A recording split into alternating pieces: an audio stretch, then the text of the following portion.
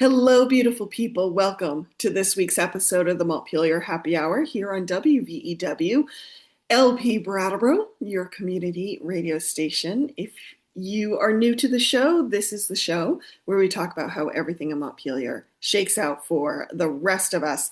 I'm Olga Peters, and I am speaking with Representative Mollie S. Burke. She represents Wyndham 8, which is I always look at it as like South Brattleboro. How I do would you say define it? southeast, southeast. Southeast. Okay. So she's one of three reps from Brattleboro. She also serves on the House Committee on Transportation. She chairs the House Sexual Harassment Prevention Panel and is the co-chair of the Climate Caucus. Very busy up there in Montpelier, Molly. Did I miss anything? I think that's it for now. Yeah. For now.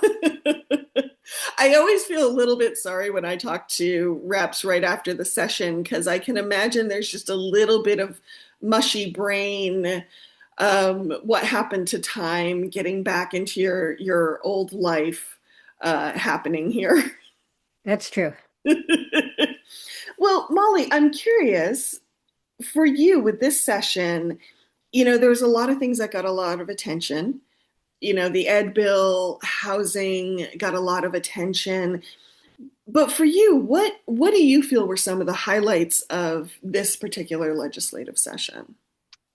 Well, Olga, I think I've written many times. I've just finished my 17th year in the legislature, and my inspiration to run for the legislature was because way back in 2008 and way before that, I've been concerned about climate change. Hmm. It's been really on my mind. I did my MFA thesis on a relationship between art and how the artist engages with society, and I did projects. I don't know if you remember on.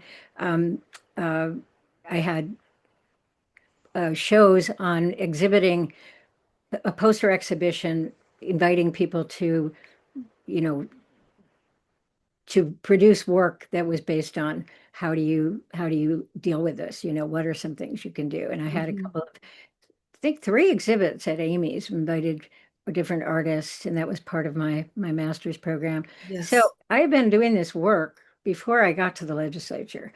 And so when I got to the legislature, I was like, okay, this is another opportunity for me to figure out, what can we do? How can we cut our emissions? And I was particularly interested in transportation emissions because transportation accounts for the greater majority, like, well, somewhere around 40% of Vermont's greenhouse gases, more than thermal, a little bit more than thermal, and certainly more than electricity.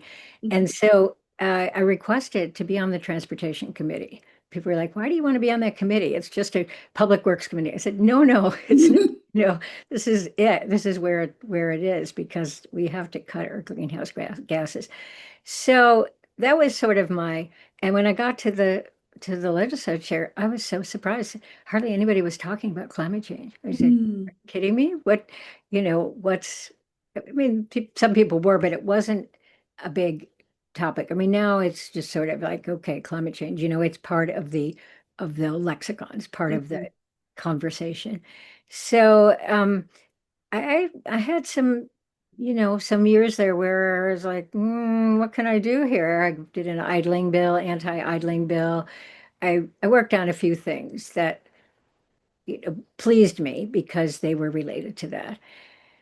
And then along came some federal money, and there was sort of a convergence of interest in well, the Global Warming Solutions Act in 2020 meant that we had to mandated that we meet our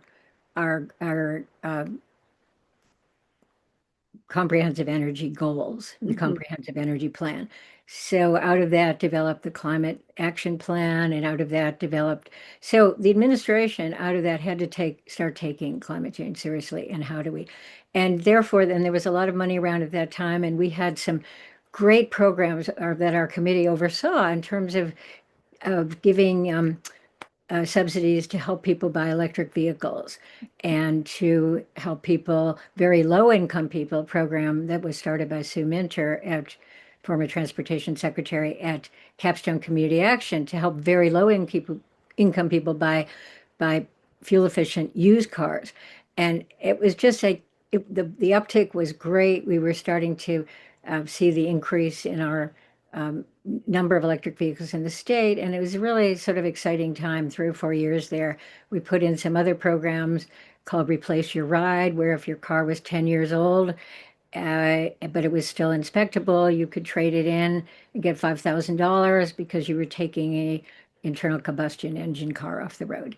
So all of these things sort of happened. And then all of a sudden, last year, we ran out of money. The programs ran Hmm. out of money. The state had applied, the Agency of Natural Resources Climate Action Office. There's an actual climate action office in the Agency of Natural Resources, and they had applied for a grant. This is pre new administration. They had applied for a grant that was going to help us. Well, it was going to help fund our electric vehicle programs. We needed some millions of dollars to do that. And there was also a program uh, that accompanied that, well, that was part of the Reduction Act to called the National Electric Vehicle Initiative, which was to put a fast charging station within 5 miles of every interstate exit. So that was like very exciting. That, of course, has been completely wiped away. The state had some RFPs out, and they had to withdraw their RFPs because the money was just taken away because the administration doesn't want to have anything to do with climate, which to me is, it's well, we don't have to go into that to the um, what they're putting what's being put at risk right Hmm. now with the policies that are completely scrubbing climate change from websites. Even I mean, so anyway, what I'm saying is that they had this grant that they applied for that was going to help with our electric vehicle incentives, and right before the new administration came in, they found out they didn't get the grant. So Hmm. that was a real um, disappointment because that meant, and we knew that we didn't have the money in the transportation budget to do that. Hmm. So a couple of things, those two things happened. We didn't get that grant for the incentives, and the administration walked back the National NEVI program, National Electric Vehicle Initiative. That's it. So I went into this session, the session before this with Sarah Coffey as chair. We had done a lot. We had also gotten the state treasurer involved in looking at whether Vermont could join with New York State or some other jurisdiction in a cap and Hmm. invest program that would have helped also give us money and Hmm. akin to the Regional Greenhouse Gas Initiative, which is the same kind of program but with electricity. And uh, so there were just some exciting things happening. And there wasn't really anything exciting happening this year because there was no money. We had a new chair. Sarah was gone, and there just wasn't a lot of opportunity. So I went into the session thinking that I really wanted to get the Mileage Smart program going. That's the program for very low income people to help them. Hmm. That was going to be $3 or $4 million, and we just did not have the money. So that was another disappointment. So the one thing that we sort of related that we did do is that there was some money left in another program called Electrify Your Fleet, which is where a company could decide, they have a fleet of cars and they wanted to buy several cars or 5 cars or whatever to increase the efficiency of their fleet and save money. By the way, using electricity for transportation is quite saved quite a bit of money. Hmm. So, but akin to like $1.50 a gallon of gas. Hmm. So, um, we did so we took money from that. That program wasn't really being used very much, and it was like, $400,000 left in it. We took some money. Drive Electric Vermont is a great organization that helps people buy electric vehicles, teaches people what you need to look for, how you can, what are the different models, what are the incentives, are there any federal? I think there might be still some federal incentives happening. And we decided, and they were asking for money, which we didn't have. They wanted some money to continue their education programs. They're a great organization. So we managed to take the money out of the Electrify Your Fleet program, most of it, and put it into Drive Electric Vermont. And that felt like a little bit of a win, a little bit of something that would keep something going. The other thing that we did is that people who now, when you register an electric vehicle or a plug-in hybrid electric vehicle, you have to pay a higher registration fee. Hmm. That just happened last year because the people have been saying, well, they're not, the electric vehicles are not paying their fair share, they're not paying the gas tax. And the Agency of Transportation said, well, it doesn't really make sense to do that until they represent about 15% of all the vehicles on the road. And we're not quite there yet, but almost. So what they did was they doubled the fee. If you have pay a registration fee, you pay double. And if you have that's for an all-electric vehicle. If you have a plug-in hybrid, you pay half of what the registration fee is. So that money we are diverting to a really great program in the Agency of Commerce and Community Development, which is looking at ways to help multi-unit uh, owners and renters in multi-unit dwellings to get charging at their Hmm. place of residence, which has been a challenge because a lot of people who live in a multi-unit apartment building or something wind up having to publicly charge, which is much more expensive. And if you have an electric vehicle, Green Mountain Power will give you a charger. You have to pay for the installation. You have to pay for the electricity work. So it's a lot cheaper, and there are cheaper rates if you um, charge after between the 9 o'clock and 1 o'clock the next afternoon. So, you Mhm. know, so that just felt like a couple of things that we could do to sort of move at least. And the other thing that we were trying to do is, in terms of the climate caucus, is hold the line because there were a number of bills that wanted to repeal the Global Warming Solutions Act, Mm, mhm. repeal the Affordable Heat Act. I don't know if you remember that controversy. Yeah. And so that wasn't specifically out of the Transportation Committee, but in the Climate Solutions Caucus, our goal was just to hold the line this year because we knew that wasn't anything major we could do. Um, and then right towards the end of the session, um, a couple of years ago, the Agency of Natural Resources had put in by rule the California Clean Cars, Clean Trucks rule, which meant that this is what we did exactly what California has been doing, is by 20, start to it's up to the manufacturer, not the dealerships, to provide Vermont with a certain percentage of all electric cars by 2030. It's like 35%, I think it was going to be for 2026. I can't remember all the numbers, so don't Okay. quote me on this one. This is the general. And so there And was just so make sure I heard you correctly, when you talk about the manufacturers, they needed to make sure that dealers could have on the lot for people to look at and exactly, consider all electric vehicles, and exactly. you wanted to make sure there was Yeah, enough of a variety for people to choose from. right. And some of the Gotcha. dealers were starting to push back on that. We had some testimony Hmm. that for various reasons. And one of the bigger things was that the big trucks. So there was clean cars, ACC, advanced clean cars, ACC and ACC2, ACCT, and ACC. They're different, but anyway, they were what the California does. It's to try to move the market on electric vehicles. Gotcha. That you would provide them so that there was a certain percentage that needed to be met every year until 2035. Hmm. And and it was fine. It seemed to be working fine with the cars. There were also rules, different percentages for trucks, and especially for the big trucks, like think about a milk hauler or something like that. And those people came in and testified that they just didn't have the charging infrastructure. They couldn't get their milk truck to Boston and back. And there Mm, was a bill in our committee that one a member of our committee had put in. And meanwhile, sort of the legislature or the leadership in the legislature decided that we didn't want the legislature to do that. It came from these rules were promulgated by the administration and they had the power to change them if they wanted to. okay. So unfortunately, so the speaker, leadership wrote a letter to the administration saying, And when you say administration, you mean Scott administration. yes, Okay. sorry, yeah. But our leadership, Democratic leadership, Hmm.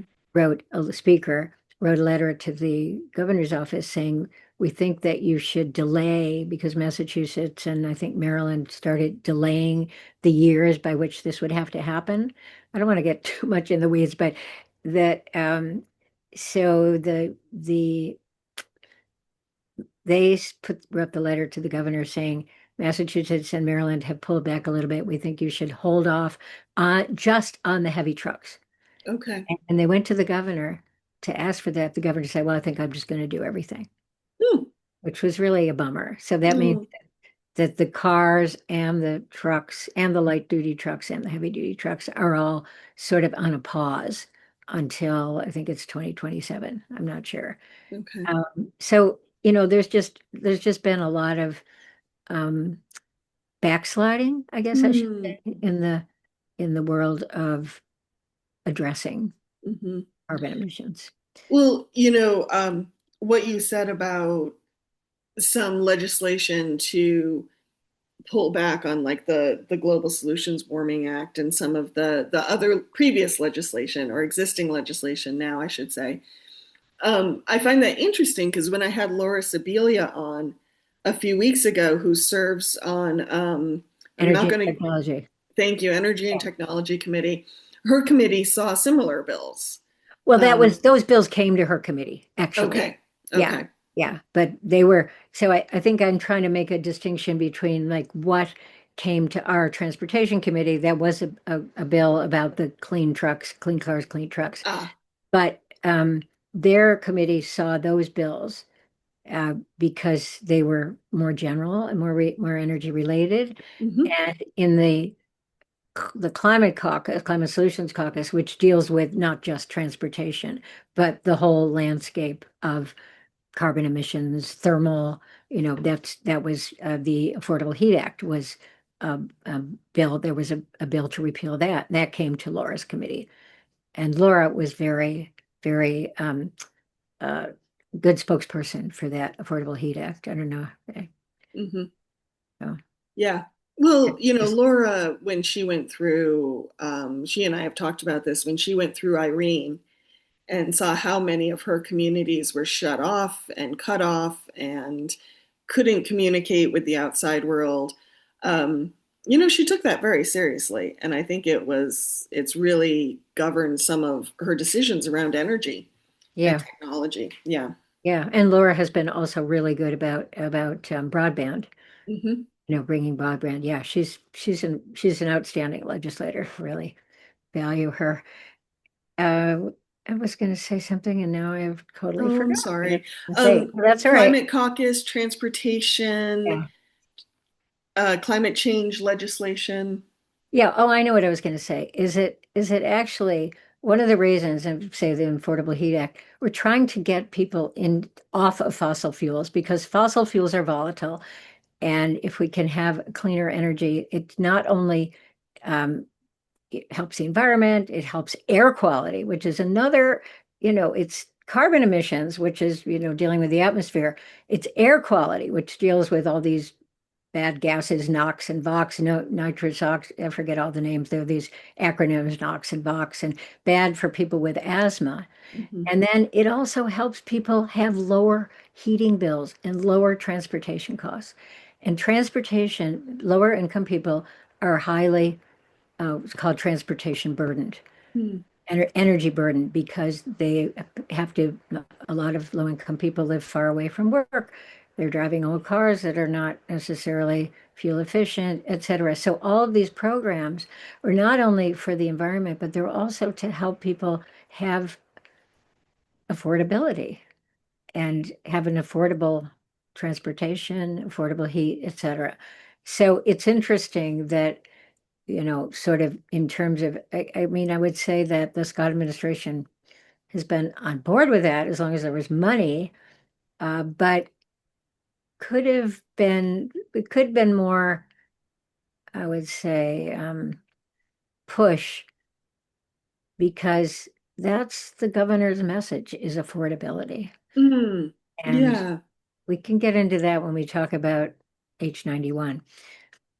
The this is a segue into the homeless, the bill to address the homelessness. Anyway, so I made a note. yeah, so I guess I just wanted to make that point is Hmm. that a lot of, I mean, people were saying, oh, electric vehicles, they're just it's just an elite thing. But a lot of people with the incentives that we had were able to buy electric vehicles and are, at maybe half price Hmm. because of the different incentives. And it makes a big difference. Hmm. Well, So, I think that's an interesting point, Molly, because a lot of the concerns I've heard around some of the state's efforts around climate change and introducing these new technologies is concerns about how much they cost to get into them. Like if you have a oil burner in your house, replacing that, like how much that will cost.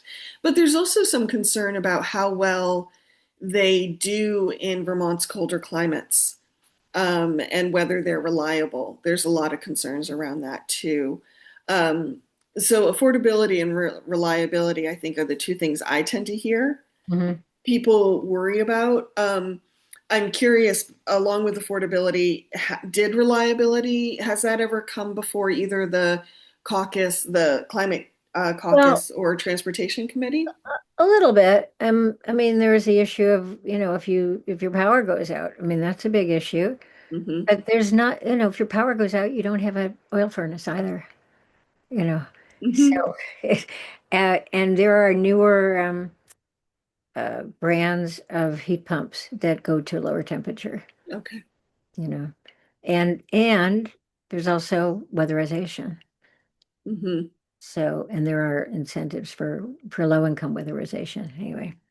Which, So, which I think a lot of folks who are talking about affordability and energy say start with weatherization right, and then right. go It's the on to the first other thing to do. things. Tighten up your house. Uh, Hmm. but it's complicated. Heating a house in winter is very complicated. We have like three different sources of heat for our houses. No one, not all at the same time, but for different purposes. So anyway, Hmm. Hmm. Um, we have just about 5 minutes before we're going to hear okay. from some underwriters. So, is there anything left regarding work you did on the Climate Caucus or on the Transportation Committee you want to remind people of? Um, there was an interesting thing that happened in transportation at the and I don't know, it's going to be hard to explain. At the very end of the year, is that there was a something came to our committee. Well, there was a bill that was put forth by a senator that got incorporated into the transportation bill, Hmm. and the Senate took our transportation bill. So when we went to conference with I mean, I know you know the whole process, maybe not all the listeners do, but once Yeah, it gets past please the explain. Senate, then the House, they have to agree if they have a different version. And there was a provision in there to give towns, it sounded sort of innocuous, to give the towns the authority to maintain public trails. Hmm. And is that what they call it? Forget the title, the exact official title. But there are about 500 different trails in Vermont that are public trails. There are old roads that are discontinued, but they're still public. And one of them, interestingly enough, there's one in Brattleboro, and it's Minshall Street. And it's a little street that goes from Canal Street up behind the SD Oregon buildings up to Oregon Street. Yeah, The and if you and don't that know it's there, you don't see Yeah, it. Yeah, but it yeah. is a path, and I think a lot of people, and I'm sure in the days of Estrie, Oregon, I'm sure a lot of people from Esteville walk down that path to go to work. So anyway, so there has been a lawsuit brought by somebody, a Vermont Law School professor who moved to Stratford and bought some property in Tunbridge and was surprised that one time, knew there was a public trail there, was surprised that one time there was a bike, uh, somebody was putting up signs for a bike race. And it was Mm, one of those once a year things for raising money for something. And he just sort of was like, "What do you mean? This is, you know?" And so he brought a lawsuit against the town, and it's been going on and on and on. And it has to do with who has the authority to maintain the trails. So the litigant thinks that it's his responsibility to maintain the trails because the trail's on his property, but it's not his property. It's mm, public. And uh the town maintains that it's the town's. Anyway, it came to this, it came to the when we were conferencing, and we hadn't had enough testimony on it. So we said, look, they were voting for it. We said, look, let's put it in the motor vehicle bill. There are two main bills that we do in transportation, the miscellaneous motor vehicle bill that starts in the Senate and the transportation bill that starts in the House. So when it came time to finish up the motor vehicle bill, we put it in there. At that point, the Senate had sort of changed their minds a little bit. And anyway, it got very complex. And because of this lawsuit, some people said, well, they didn't want to interfere in a lawsuit. My feeling was, we're a separate branch of government. We can make our own decision. mhm. We don't have to wait for a lawsuit. They can decide whatever. So we put it in, but we put it in that it wasn't going to go into effect until I think it's April next year. Anyway, it was very interesting. The League of Cities and Towns were very much on the side of the towns and came in and testified, and they had legal testimony with going back with statutes that gave, because somehow this never got actually officially written into statute, which sort of shows you how important language is in statute. Mm, And it just didn't say maintain. It said you could lay out trails, they could do this and that, but it didn't say maintain. And mhm. that's the whole crux of this argument.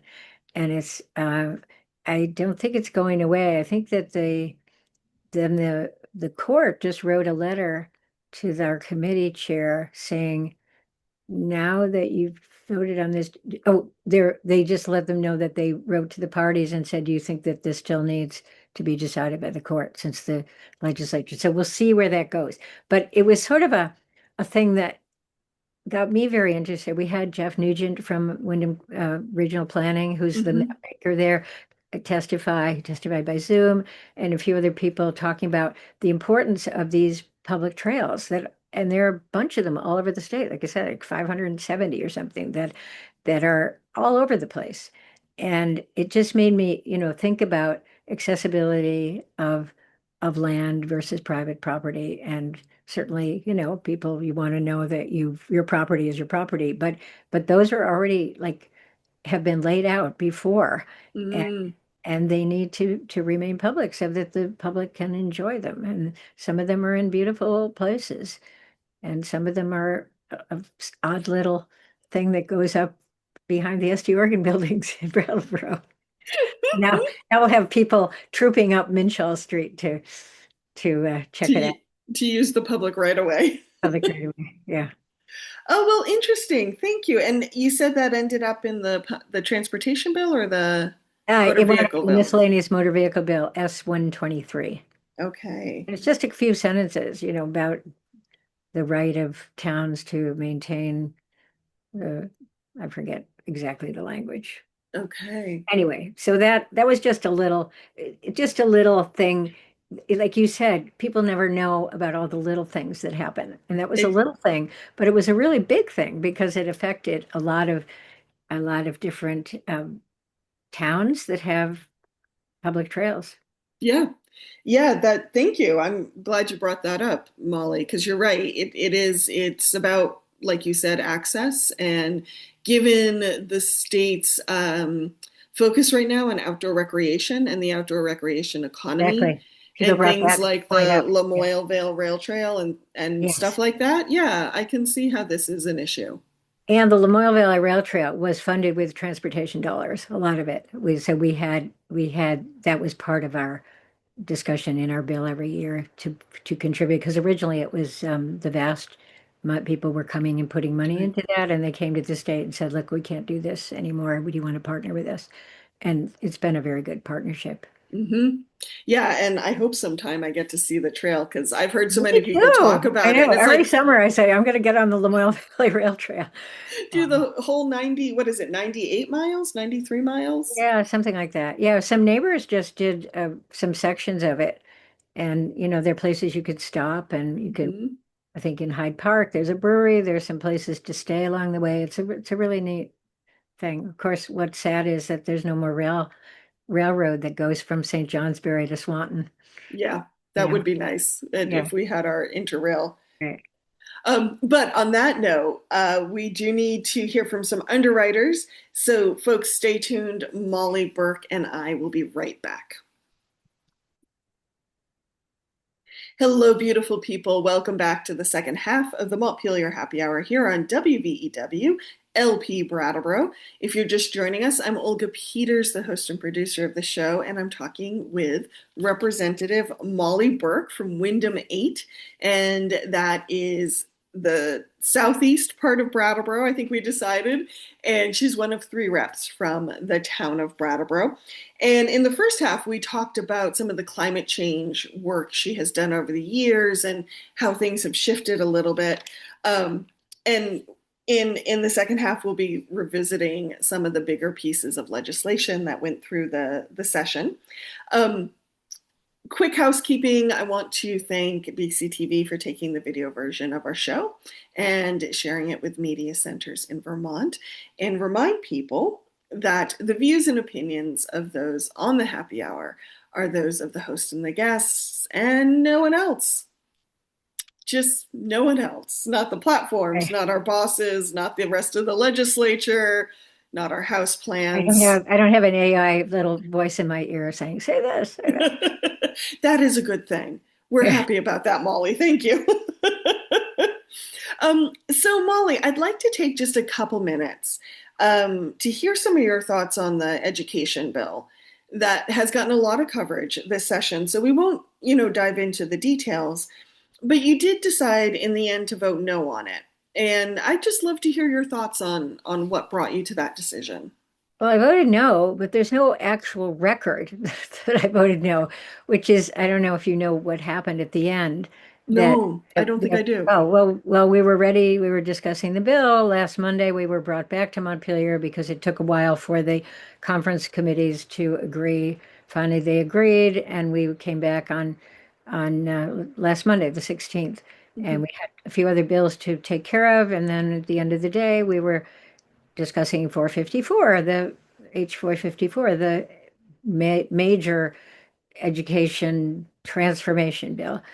And there was a procedural, someone got up and, which had happened in the Senate earlier in the day, got up and said that this bill was actually not germane because during the conference committee, new issues had been brought in that were not part of the original legislation. So that's Hmm. conference committee. But that was voted down. They, Okay. or they said it wasn't germane, but you can override being not being germane by is it two-thirds or is it a majority vote? I can't remember that. Anyway, you can override it. Let's say There's a that. process to do that. Yes, there's a process to do that, and that was overridden. So I think people were a little bit thrown off. And then the speaker said, "All right, well, now we're considering the bill." And usually, they read the bill, and usually there's like somebody will get up and stand up to talk about it, or stand up to make a roll call, or there'll be a bunch of people talking, and then somebody will call for a roll call on a bill as consequential as this Yeah. somehow, and I haven't gone back to watch, but other people say that they feel that it wasn't like the speaker rushed into it. And all of a sudden, there was nobody said anything. And the speaker said, "All those in favor, say aye. And all those opposed, no." So nobody had a opportunity for a roll call to be on record as to how they voted. And Interesting. and then afterwards, people are like, what just happened? How did this happen? And you can only call a bill back if you voted yes on the measure. Like you can't. So somebody would have liked to have said, let's do it again, but that person voted no, and so then it was determined that the next question was, shall the bill be sent to the governor? So that was sort of like a proxy. They called a roll call on that, which is like a proxy for how you would have voted on the ed bill. So that is on record, but it's a little bit weird. And there were some emails afterwards from people saying this was rushed. Some people felt that it was deliberate. I don't believe that. Hmm. And a lot of people said, no, if you go back and watch it. It was just that people were asleep or something. I don't know. Burnt out? It was very strange. Hmm. That's where we are.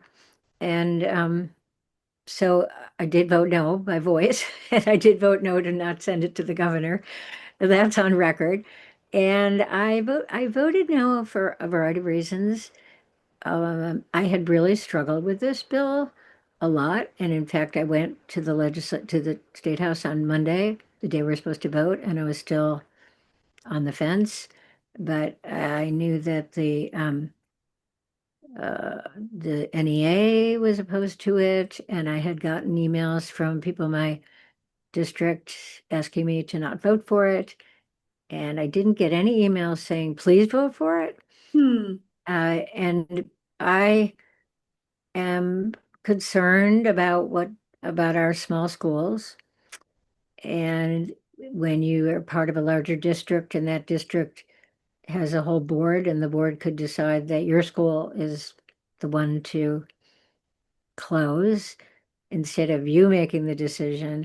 It's very complicated. It's complicated because we have local control. People love their local schools. Local schools are the heart of communities. And if a local school leaves a community, it's sort of not many people are going to want to move to that community. And we're Hmm. also trying to attract young families to Vermont. And if we have the housing, our child care bill, which is sort of getting a little bit off topic, but this great child care bill that we passed last year, Yeah. and been a really great, uh, I think, can be a great incentive to help encourage young families to move to Vermont because it's a very excellent child care bill that raised the income level that by which people could get a subsidy. It raising pay for child care workers who've been very like distressingly underpaid for years Hmm. and help child care centers open up. So anyway, so that's it's all so many things are interrelated. The schools issue, the community issue, the child care issue, the housing issue, everything is interconnected. Anyway, so concerned about that and just in general I didn't it was sort of like, well, we're gonna be able to save money and give an excellent education to everybody. And I asked somebody in a meeting, so what does that mean to give an excellent education to everybody, or give everybody the opportunities? And this person said, well, my son goes to this school and they have this and this and this and this program, and I want all schools to have that program. I'm thinking, well, if all schools have a program, it's not going to cost less. It's going to cost more. It costs a lot to have an excellent school. And, there have been a lot of people talking about, we are sort of a quasi income-based property taxes, but Hmm. there have been um, proposals over the years to show how inequitable that is and how can we do a better job of having people base property taxes based on income and having the people who actually can pay a little bit more. But there's not necessarily an appetite to raise taxes on people either, nor will the governor is not in favor of doing anything related to taxes. In fact, the governor vetoed the child care bill because it was a payroll tax, a very That's small right. payroll tax, and so short-sighted because it's actually been an economic boom. Well, I don't know Mhm. what boom, but it's been economically valuable. And so there's that interrelationship. So anyway, so that's sort of my short answer on the ed bill. There are a lot of contingencies in the bill. We have to see now they're going to be divided. They've a committee that's going to look at how they're going to make whatever 10 school districts or more, I don't know, in the whole state, and what schools are going to get put together with what schools, and that's going to be a real challenge too, because we're going Mhm. to vote on that next year. And I think that is going to be extremely contentious. That's where things will really, right now, things still feel kind of nebulous Yeah. because Sort the of the work hasn't stage is begun. set. The stage is set, but Yep. nothing major has happened. Hmm. So, we'll see. And I'm sure you've talked to Emily about this, or you will talk to Emily about this, and she's front and center with that bill and did a fabulous job negotiating with the Senate to get more of what the House wanted, and she's extremely well versed in all the intricacies of the Hmm. bill. Yes, yes, she is. And she has been on the show and talked about it before, but I'm sure she and I will revisit the topic again because it's a big topic and it's one of those topics that is economic and emotional and community based. And I mean, it hits every part of Vermont life. So, yeah, we're not done talking about the Ed Yeah. Bill. But I appreciate you sharing your thoughts about how you came to make the vote you did. I think I hope listeners appreciate that. Um, and yeah, thank you for that, Molly.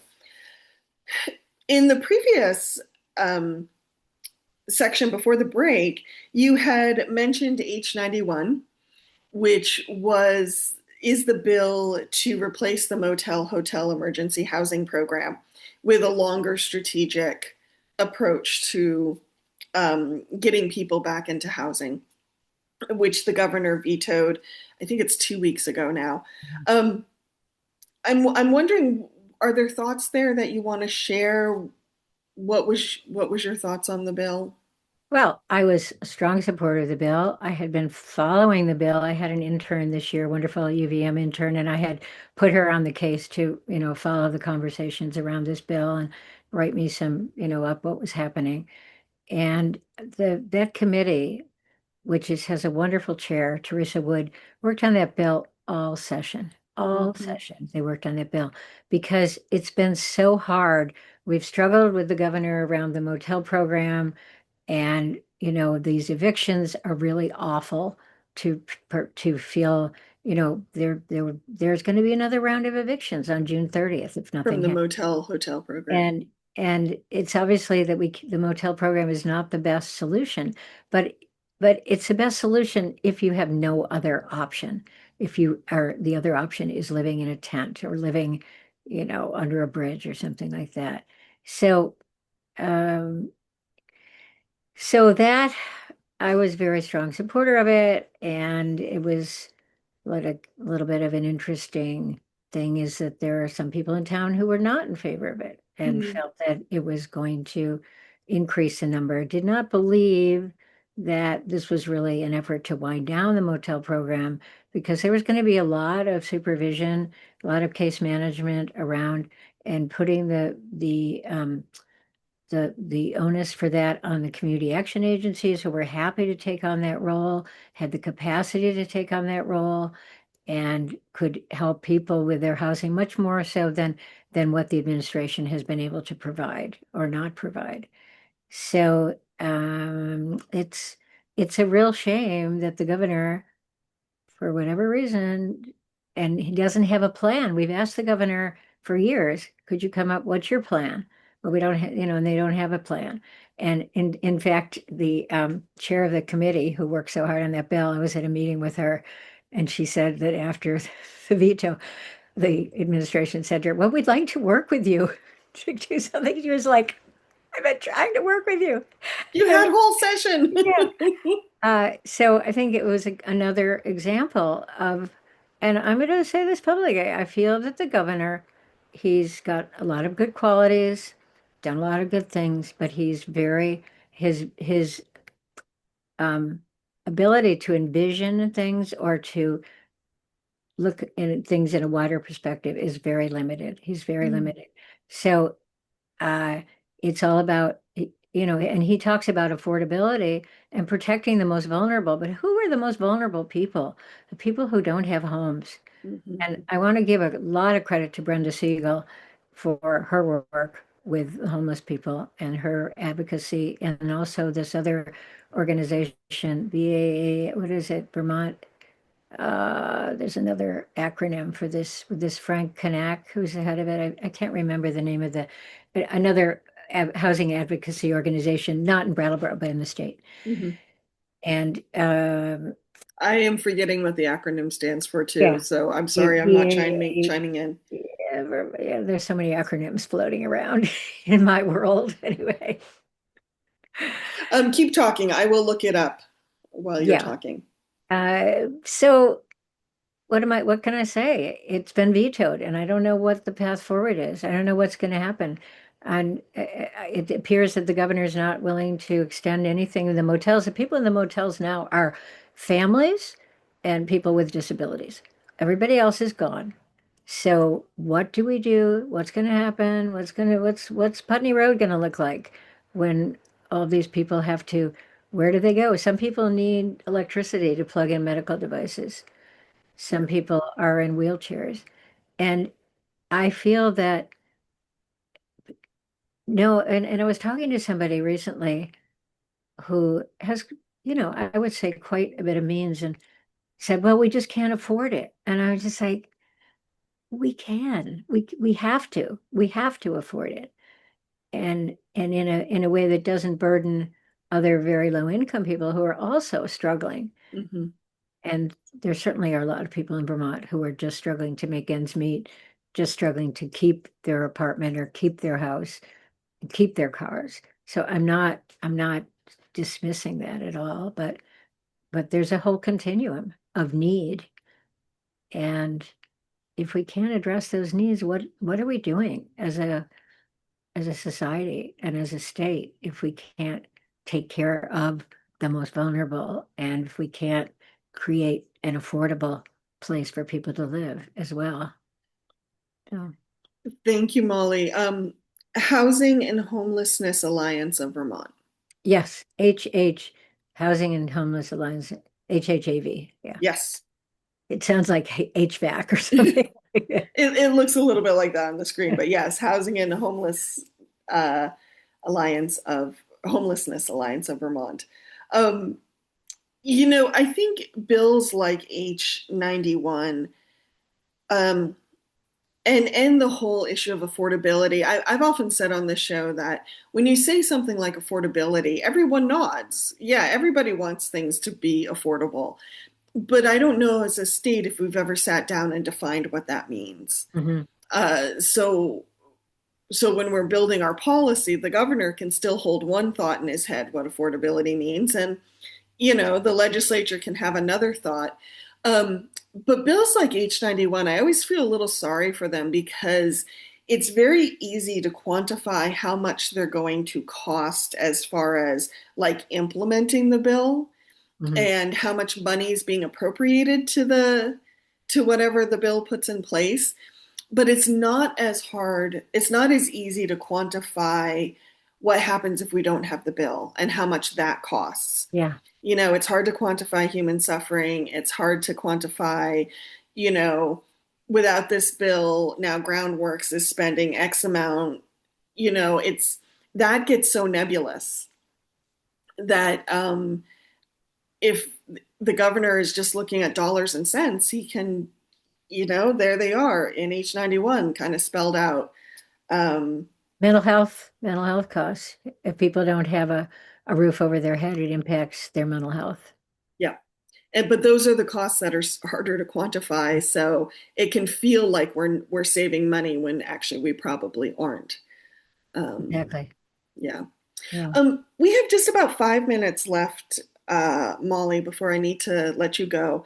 And before we go, though, I would love to hear your thoughts. As someone who has worked really hard around climate change, and even an issue that brought you to where you are now as a lawmaker, we're working in a federal structure right now under the Trump administration where certain words have become taboo, and climate change is one of them. And money to put to climate change has become taboo, and all these things. What is that like trying to do your work when you're technically not allowed, I'm putting that in quotes, air quotes, um, to say the word climate change? Well, fortunately, we still can in Vermont, and that's one thing. The other thing is that we just need to persevere. I've long been a fan, disciple of Bill McKibben, and he's always got some optimistic way of dealing with things. I mean, every once in a while he'll say this is a pretty dark day, but it's we can't afford to just sort of throw in the towel and just say, oh well. It boggles my mind that there are obviously people, very intelligent people in Congress who are willing to just throw this all away. They know it's real. And they're so beholden to the president who has such a uh, makes decisions based on retribution and his feelings about things, not on scientific evidence. And just so many things just are so wrong and are so detrimental to people. I mean, taking away FEMA, making states pay for FEMA. Who's gonna, how are we gonna do that when we have a disaster, which inevitably we're going to have more and more floods in Vermont. We're going to have, because as we reach that 1.5, I think we've already maybe gotten to that threshold, the 1.5 Celsius threshold that the Paris Accords were trying to keep us from. It's, uh, we are headed for whatever the predictions have been. A hotter, oh, today is going to be 96. It's not that there were never uh, days that were in the 90s in Vermont, but not not the norm. And of course, we know, what was it recently? That was the hottest, I don't know, April or May or something. I can't remember. There's so many different ways of looking at this. So I just feel that it's important not to be discouraged and to sort of try to think, where can you make a difference and how can you push back? And it gets down to the ballot box. Joe Biden did a really great, he did the most climate legislation of any president ever with the Inflation Reduction Act and the Infrastructure Investment and Jobs Act, not only for climate, but also for jobs, creating, factories that are making solar panels and batteries and all that kind of thing. And it's all tied together that if we can grow our economy and have a good economy with well-paying jobs, but also doing the right thing environmentally. So I refuse to get discouraged, and I just feel like you just have to keep pushing where we can push and do what we can do. Mollie Burke, Wyndham 8 representative. So glad you could join us today. Thank you for sharing your thoughts on the session. And if people want to reach out to you, how can they do that? The best way is by email. And should I just speak my email? It's my initial M Burke, last name Burke, at leg.state.vt.us. And if you don't have a way to write that down, you can look up on the legislative website, look up my legislative address, and that's the best way to reach me. And although I always enjoy talking to you, it's very much a pleasure. So great to Oh, see you. thank you. Great to see you too. And on that note, we're going to head out here on the Montpelier Happy Hour. Just a reminder, we air every Friday on WVEW Brattleboro, where we broadcast it on Wednesday mornings, wherever you find your podcasts. And I'm so sorry, I'm still dealing with some technical issues that have hung up some of my back episodes. So if you see back episodes suddenly coming into your podcast feed, um, give me a little cheer because it means I figured out the technical issue. Love On those that, technical issues. what's that? Love those technical issues, right? They always love to sneak up on you. But on that note, everyone, have a great weekend.